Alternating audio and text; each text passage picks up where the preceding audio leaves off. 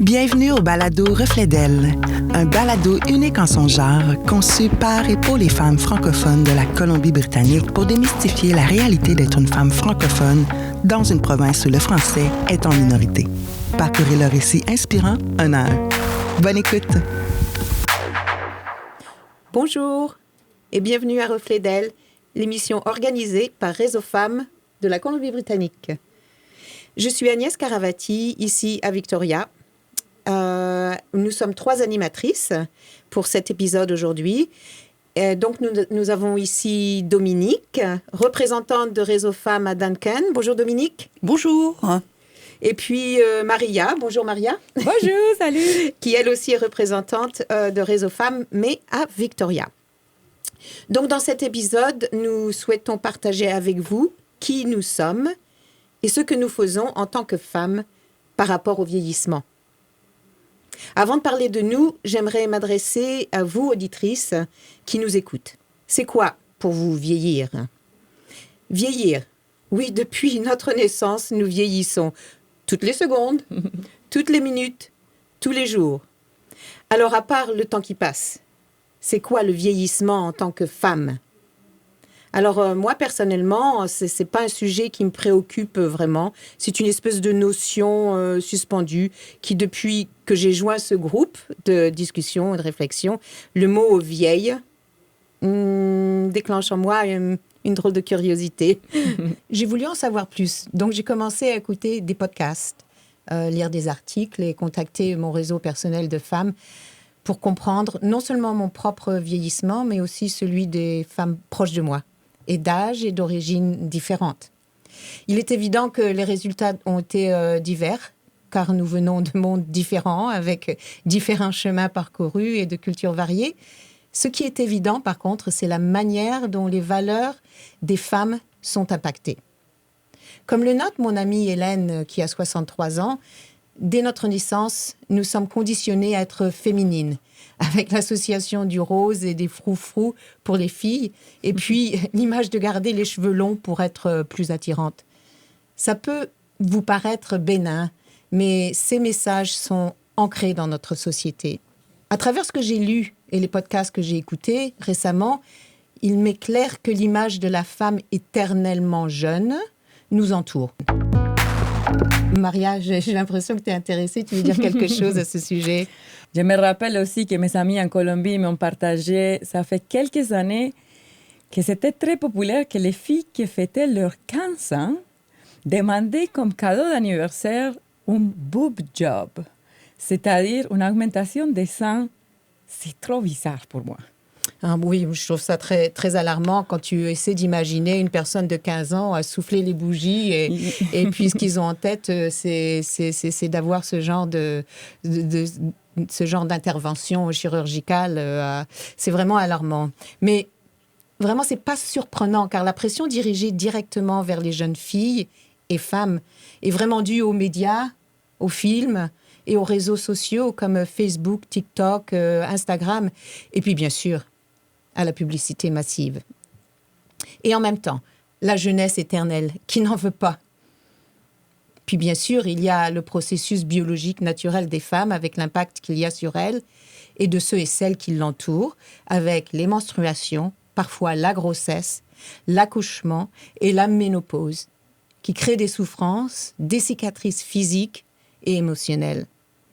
L'Organisation mondiale Carey Health Institute explique bien que le parcours hormonal à partir des premières règles à la ménopause constitue une source de force souvent inexploitée, permettant aux femmes de s'adapter, de créer et finalement de redéfinir leur vie avec une autonomie renouvelée. Heureusement, il y a maintenant des centaines de programmes pour nous aider à vieillir et qui visent le bien-être physique et mental des femmes. Oui, autour de moi, j'ai également constaté une prise de conscience importante pour préserver la santé physique et mentale des femmes pour bien vieillir. J'ai d'ailleurs recueilli ce témoignage de mon amie Serena, qui a 43 ans, une Afro-Américaine vivant à New York, qui reflète bien ce que je suis en train de dire. Elle me dit « Récemment, je me soucie plus de ce que mon corps peut faire et moins de son apparence. Et ça, c'est très libérateur, dit-elle. Tout à fait. Oui, cette réflexion de Serena me rappelle un interview que j'ai entendu il y a une dizaine d'années d'une femme très sportive de 70 ans qui disait que vieillir était difficile, mais que c'était absolument nécessaire de travailler fort pour rester en bonne santé et en pleine vitalité mentale. Je repris son message et j'en ai fait ma devise. Et je continue de transmettre cette information à mon entourage.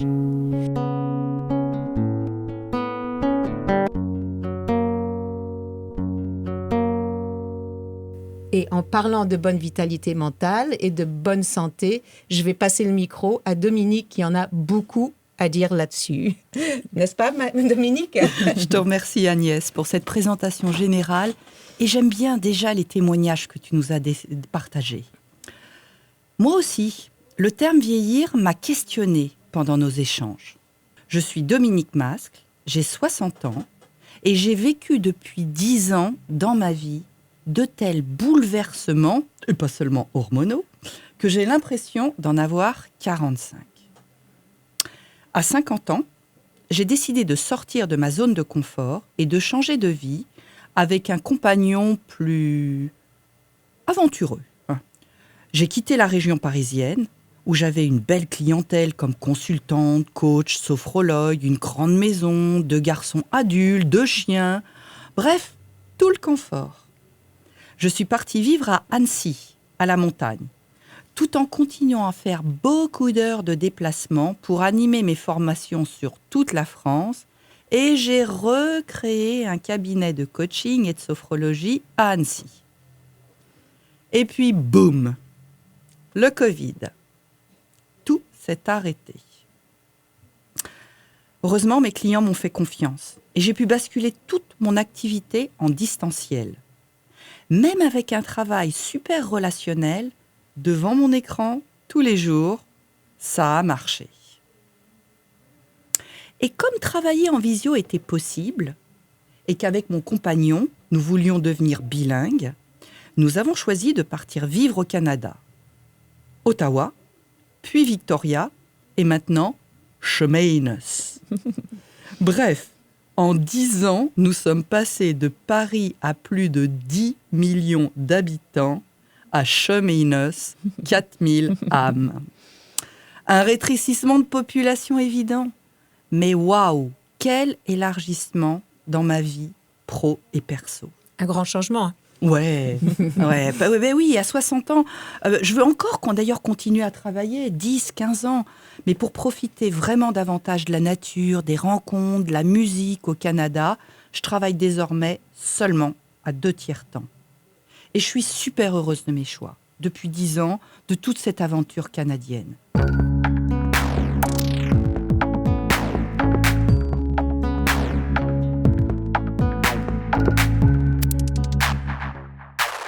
À vrai dire, tout n'est pas simple. Je continue à me lever à 4h30 tous les matins pour travailler avec la France et à déployer de l'énergie pour développer mon cabinet de life coach, de sophrologue sur l'île de Vancouver et devenir fluent in English. Ça sent pas la retraite, ça. Et non, justement, je la repousse parce que je n'en veux pas, là. Et dans ma tête, je me sens à la fois les deux, quoi. Mature et puis jeune. Et pour que mon corps continue vraiment à soutenir mes projets, je m'appuie sur des rituels de bien-être, des temps de respiration, des étirements tous les matins, même à 4h30, des automassages, et tout ça en plus d'activités d'outdoor qui sont si dingues quoi, sur Vancouver Island, et en BC en général d'ailleurs, et au Canada encore plus. Et au-delà du corps et du mental, je prends soin de ce qui me nourrit profondément, les relations humaines. J'appelle tous les jours, même 5 minutes, ma maman de 90 ans, restée en France, et je reste proche de mes 2 garçons et de mes amis français. Ici au Canada, je suis très heureuse et curieuse de ces nouvelles amitiés. Heureuse aussi des relations à travers, entre autres, le bénévolat avec Réseau Femmes. Merci les filles.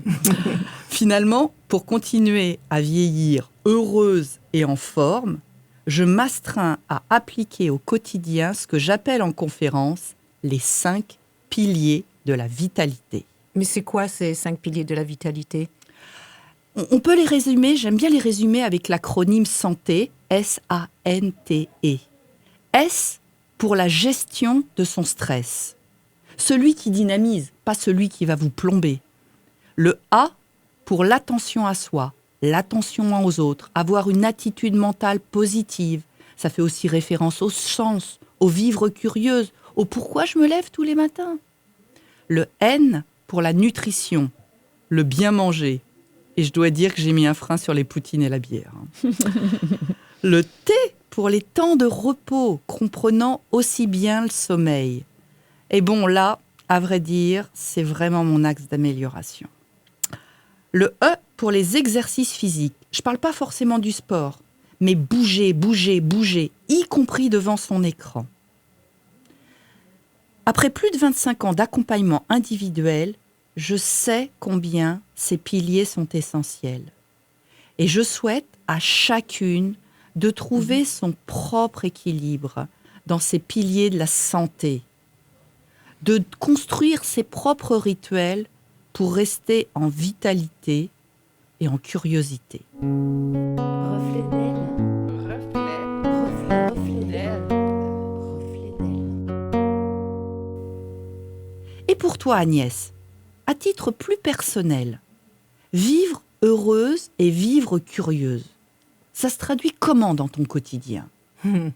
Dans mon quotidien, eh bien, peut-être il faudrait que je vous dise, quand j'ai commencé à réfléchir à ce sujet, mes pensées ont explosé dans tous les sens. Mais il serait peut-être utile pour vous d'en savoir un petit peu plus sur moi. Je suis retraitée depuis 10 ans, j'ai une vie active et je suis pleinement consciente de mener une vie privilégiée. J'ai 3 filles adultes qui appartiennent à la génération Y. Je suis aussi grand-mère de 2 adolescentes qui vivent près de chez moi et qui me sont très chères. J'aimerais partager avec vous que depuis la mi-novembre, mon mari et moi accueillons ma belle-mère, ancienne prof de yoga de 91 ans, venue de Montréal, en pleine forme, pour une visite pendant les fêtes de Noël. Malheureusement, elle a attrapé un virus qui l'a hospitalisée pendant 2 semaines à Victoria. Lors de sa sortie de l'hôpital, dans un état très faible, elle a eu besoin de soins personnels complets. Elle est arrivée chez nous en forme, vivant une vie très indépendante en quelques jours, elle a été attaquée par ce virus, s'est trouvée très vulnérable et complètement dépendante. D'un jour à l'autre, je me trouve avec ma belle-mère, sous la douche, elle nue et vulnérable, et moi, à moitié à poil, à l'aider à faire sa toilette. Oui, exactement. Nous nous sommes très vite rendus compte à quel point ce moment pouvait être comique. Pourquoi ces explications ? Bien, j'aimerais vous faire comprendre qu'à ce point-là, j'ai soudainement eu l'impression d'être au milieu d'une tornade de réflexion existentielle. L'image de mon corps dans le miroir. Quand je rencontre quelqu'un que je n'ai pas vu depuis longtemps et qui dit « Oh, t'as pas changé du tout, ça veut dire quoi ça ?» Et au fond de moi, je me dis « J'espère vraiment que j'ai changé, évolué, grandi. » Si vous pouvez accepter que la beauté extérieure, donc de votre corps, change avec le temps, il faut aussi percevoir que votre beauté intérieure, qui est ancrée dans vos actions, vos intentions et de l'impact que vous avez sur les autres, c'est un atout durable qui s'approfondit avec le temps. Mais moi, je suis un grain de sable dans une société où beaucoup souffrent.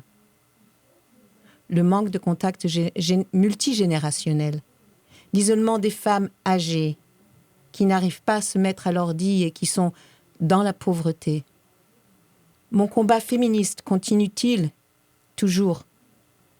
Quand je lis les résultats de Statistique Canada prouvant que les femmes âgées ont systématiquement des revenus inférieurs et des taux de pauvreté supérieurs à ceux des hommes âgés, oui, le combat doit toujours continuer et je dois assumer mon rôle d'ancienne par rapport à mes filles et mes petites filles. Flashback.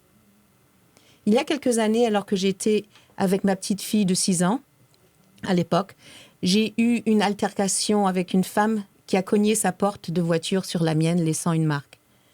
La femme en tort, déniant sa responsabilité et très énervée, m'a traité de vieille salope. Ça m'a laissé clouée, embarrassée et muette. C'est pas vraiment le mot salope qui m'a perturbée, mais le mot vieille, utilisé comme une insulte. Suis-je trop individualiste? Revenons à ma belle-mère, Heather. Elle est chanceuse qu'elle a une famille très soudée avec ses 7 enfants, mais il n'y en a qu'un qui est retraité et qui peut lui donner le support dont elle a besoin, pour le moment. Elle est à Montréal et lui à Victoria. Il y a 4500 km de séparation. Et ce n'est pas si, car c'est une question de temps, mais quand sa santé va décliner encore plus et avoir besoin de plus d'aide. Bien sûr, mon mari et moi avons pensé à tout ça et à l'éventualité de l'héberger chez nous. Après de longues discussions et réflexions, nous nous sommes rendus compte que l'on agissait plus pour combattre notre culpabilité que pour le bien-être de Heather. Donc la famille s'est réunie pour créer un plan pour solutionner le moment présent et le futur. Nous allons coordonner des visites régulières, soit personnelles, soit par WhatsApp, et préparer avec elle son futur dont personne ne voulait parler auparavant. Cette génération, celle de Heather, celle de mes parents, avec celle des baby boomers, risque de souffrir dû au manque de préparation personnelle et dû au manque de notre engagement global. Si nous voulons évoluer vers une prise en charge collective, nous devons dépasser la mentalité individualiste en faisant preuve de compassion et de sagesse. Sagesse dans le sens de savoir. Alors je vais finir avec ceci. Le poète vietnamien Ho Chien Vuong voit le vieillissement à travers un prisme qui est fait de la compassion, de la mémoire et des expériences partagées. S'appuyant sur son éducation bouddhiste et son expérience des relations intergénérationnelles, il perçoit le vieillissement non pas comme un simple déclin, mais comme une période de transformation profonde, de mémoire et en fin de compte, de connexion.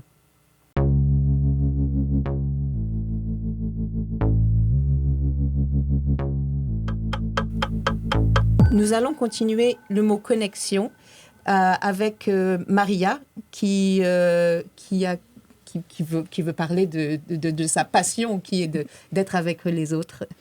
Parfait, merci Agnès pour ces beaux partages, c'est vraiment très émouvant. Et oui, connexion et surtout entre femmes, ça me parle vraiment beaucoup. Alors, je me présente, Maria Jaramillo, je suis colombienne, c'est pour ça que j'ai un petit accent. Je suis au Canada depuis 2009 et ici à Victoria depuis 2023. Je crois sincèrement que nous, les femmes, vivons un moment unique dans l'histoire. Aujourd'hui, créer des amitiés intergénérationnelles est devenu plus naturel et plus accessible qu'avant. Et pour moi, honnêtement, c'est un véritable privilège. Bien sûr, il reste des inégalités économiques, sociales, et les stéréotypes n'ont pas complètement disparu, comme on a mentionné avec les exemples de Botox et les boob jobs. Mais malgré tout, ici au Canada, j'observe quelque chose de fascinant. Pour l'expliquer, je vous propose prendre 2 groupes. La première, les femmes de 60 à 80 ans.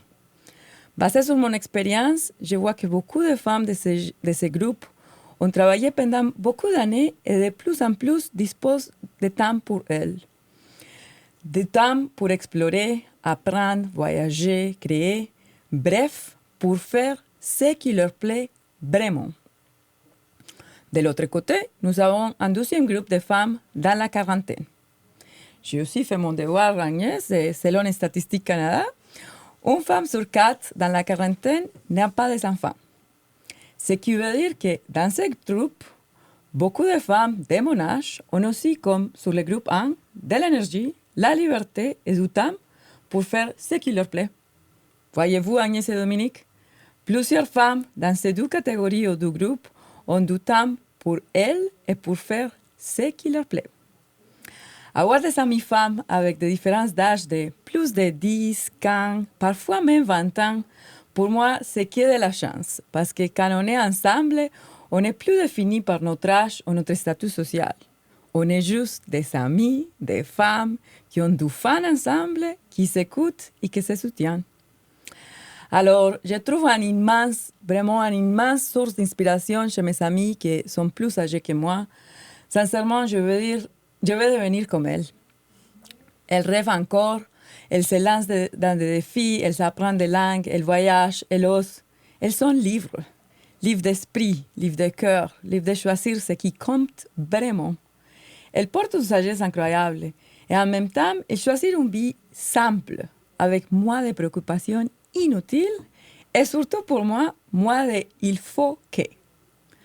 Et surtout, beaucoup savent exactement ce qu'ils veulent et ce qui n'est pas négociable. Alors, quand je les regarde, je me dis que vieillir, ce n'est pas nécessairement une pente descendante.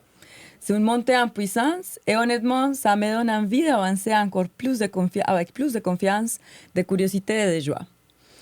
Alors, avoir des échanges avec des femmes intergénérationnelles dans ma culture colombienne est presque impossible. Ah bon? Mais oui, parce qu'en général, dans la culture latine, la famille occupe une place immense. Alors, la majorité de ton temps libre, c'est avec les gens de ta famille. Alors, pour une femme en Colombie de 60 à 80, les opportunités de se faire des amis en général sont très limitées. Le temps social, c'est 99% avec la famille. Par contre, ici, dans la culture canadienne, tu peux créer des amitiés à n'importe quel âge. Alors, juste pour finir, j'aimerais vous partager des avantages que je trouve en ayant des amis intergénérationnels. Dominique, je vais essayer. Je ne suis pas sûre si je vais réussir. Go! De trouver des liens avec les 5 piliers que tu as mentionnés avant. Alors, pour commencer, première, quand on a des amis avec de différents âges, les activités, les intensités changent. Alors, parfois, je me fais challenger plus. Parfois, je vais avoir du temps pour apprécier. Dans les piliers mentionnés par toi, Dominique, nous avons la S, gestion de stress. Check. Deuxième, quand j'ai des relations saines, sans compétition, j'ai envie de rencontrer mes amis plus souvent. Côté social, check. Dominique, je pense qu'ici, je peux prendre la santé pour faire attention aux autres. Alors, check encore une fois. Et si en plus des âges différents, on a des cultures différentes, alors là, c'est le jackpot. On découvre de nouvelles cuisines, de nouvelles façons de manger, souvent plus variées et parfois même plus saines. Côté santé, check. Et Dominique aide de nutrition aussi, check. Et si comme dans mon cas, mes amis aiment la nature, je sors souvent, je fais des randonnées, je passe des heures dehors, je ris, je parle, je profite, je retourne à la maison très content et je dors très bien. Alors je peux cocher 2 de tes piliers. Temps de repos, sommeil et exercice physique. Check. J'ai complété les 5 piliers, Dominique, je pense. Et en bonus, un autre avantage que je la dois à une discussion avec Agnès avant de commencer notre épisode d'aujourd'hui. Quand je suis exposée aux femmes de différents âges et origines, j'apprends un peu le langage de différentes générations et cultures. Et je ris et je me nourris de chacune. Alors, découvrir, apprendre, check. Reflet d'elle. Reflet d'elle. Reflet d'elle. Alors là, je pense que les filles, on peut sortir à la conclusion. Alors, Dominique, pour toi, s'il fallait donner une seule réflexion pour bien vieillir, ça serait quoi? En fait, moi je suis convaincue que le véritable enjeu, quel que soit son âge, c'est de rester vivant. Et rester vivant, en réalité, ça se construit. La vitalité, ça se travaille un peu, chaque jour, avec des rituels pour mieux respirer, bouger, dormir, manger et partager. Alors, ma conclusion, c'est plutôt un souhait. Je nous souhaite de prendre soin de notre SANTE, de notre santé, pour rester curieuse, audacieuse et pleinement vivante. Et toi, Agnès, quelle réflexion en conclusion? Bien, je vais revenir au titre de cet épisode qui reflète mes pensées. Vieillir heureuse en prenant soin de soi et vieillir heureuse en prenant soin des autres. Vivre curieuse pour agrandir sa santé cognitive et son bien-être émotionnel. Et encore vivre curieuse pour échanger ses idées et ses expériences entre différentes générations. Donc un gros équilibre entre le moi et la communauté autour de moi. Et pour toi, Maria? Pour moi, je pense que c'est évident. Participer aux activités intergénérationnelles, définitivement.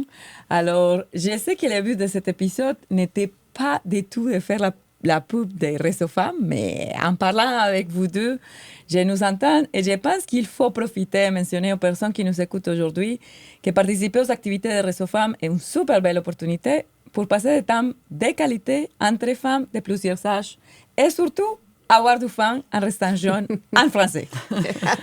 Alors, absolument. Et c'est pour ça qu'on est là aujourd'hui, parce que justement, on ne se serait pas connus. Exactement. Alors, merci beaucoup à tous de nous avoir écoutés aujourd'hui et à la prochaine. Merci. Au revoir. Merci.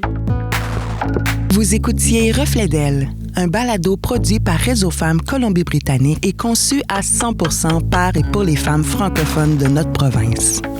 Nous remercions l'appui essentiel du gouvernement du Canada qui nous a permis de réunir ces récits de femmes en une grande fresque audio. Nous remercions par ailleurs Véronique Trudel pour sa précieuse contribution musicale. Si vous avez aimé, n'hésitez pas à partager avec une personne qui l'appréciera à son tour.